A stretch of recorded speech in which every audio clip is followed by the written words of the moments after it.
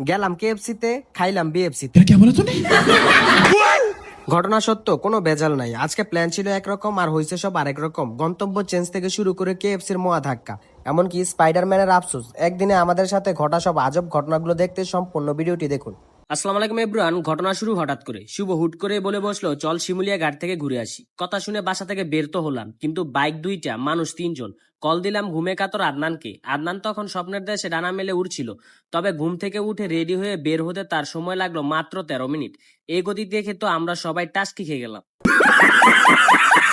এরপর আদনানকে নিয়ে সোজা টান দিলাম তেলের পাম্পের দিকে। তেলের পাম্পে গিয়ে তেল লোড করে সোজা টান দিলাম শিমুলিয়া ঘাটের উদ্দেশ্যে। কিন্তু 300 ফিটে উঠার আগে কাঞ্চন ব্রিজের আগেই পড়লাম এক দানবীয় জ্যামে। কিছুক্ষণ জ্যামে সিদ্ধ হওয়ার পর বুঝলাম আজ আর শিমুলিয়া ঘাটে যাওয়া সম্ভব না।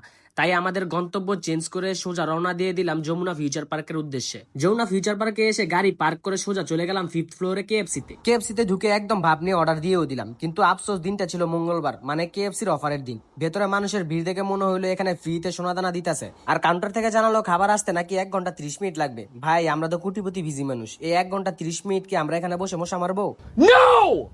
তাই কেএফসি থেকে সোজা ইউটার্ন মেরে দৌড় দিলাম বিএফসির দিকে। বিএফসিতে গিয়ে আর কোনো নাটক না করে এক একজন এক একটা অর্ডার দিয়ে দিলাম। এরপর পেট পুরে শান্তি মতো খাইলাম।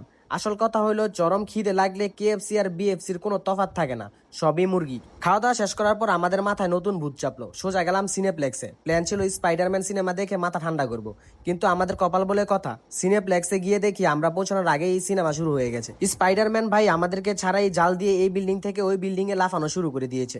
তাই সিনেমা দেখার স্বপ্নটাও ভেস্তে গেল। আজকে যেখানে যাচ্ছি সেখানে আমাদের কপাল পড়ছে, তাই আর কোনো ঝুঁকি না নিয়ে সোজা বের হয়ে পড়লাম বাসার উদ্দেশ্যে। তো আপনাদের জীবনেও কি একদিনে এতগুলো প্ল্যান ফ্লপ হওয়ার রেকর্ড আছে? কমেন্ট করে জানান। আর আজকের মতো এখানেই শেষ করছি। সবাই ভালো থাকবেন, সুস্থ থাকবেন। আল্লাহ হাফেজ।